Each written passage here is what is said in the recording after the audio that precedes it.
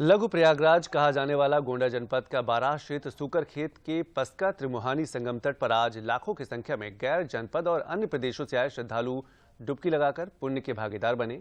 पस्का संगम वह क्षेत्र है जहां भगवान विष्णु बाराह का रूप धारण कर पृथ्वी को हिरण्याक्ष से मुक्त कराया था। इसी सूकर खेत में गोस्वामी तुलसीदास जी जन्मभूमि राजपुर गांव आए हैं। यही तुलसीदास जी के गुरु नरिहरदास का आश्रम है। आश्रम पर तुलसीदास जी के हाथ का लिखा रामचरितमानस, तुलसीदास का कमंडल व शंख व जिस वट वृक्ष के नीचे गुरु से शिक्षा ग्रहण किया था वह मौजूद है। सूकर खेत में सरयू नदी के तट पर सैकड़ों साधु सन्यासी व गृहस्थ इस कड़ाके की ठंड में फूस के छप्पर में 1 महीने तक कल्पवास करते हैं। इसी क्षेत्र में भगवान बाराह को शक्ति प्रदान करने आई मां जगदम्बा बाराही देवी उत्तरी भवानी का पौराणिक मंदिर है।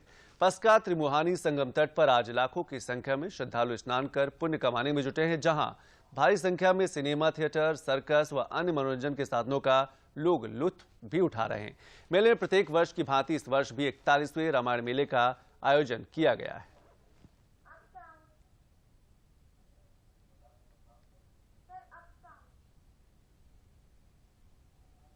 यहाँ पे हम लोग कल्पवास का यहाँ महत्व है। जैसे प्रयाग में है वैसे यहाँ ये लघु प्रयाग कहा गया है और भगवान यहाँ पर स्वयं पधारे थे बाराह के रूप में। बाराह का अवतार भगवान ने लिया।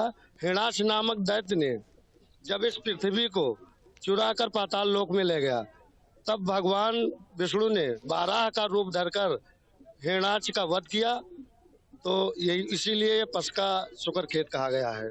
इसके बाद में यहीं पर रामचरितमानस लिखा था और वही एक सूकर खेत का महात्मा जो रामचरितमानस में बालकांड के 30वें दोहा में गोस्वामी तुलसीदास जी ने लिखा है कि मैं पुण्य निज गुरु सन सुनी कथा सो सूकर खेत और समझी नहीं तस बाल पंता बच रहे चेत। तो ये वही सूकर खेत है, वही नरहरदास आश्रम है जहाँ तुलसीदास जी का अधिकांश जीवन बीता अपने गुरु आश्रम में रह करके शिक्षा और दीक्षा ग्रहण की। यहीं पर रामचरितमानस भी लिखा।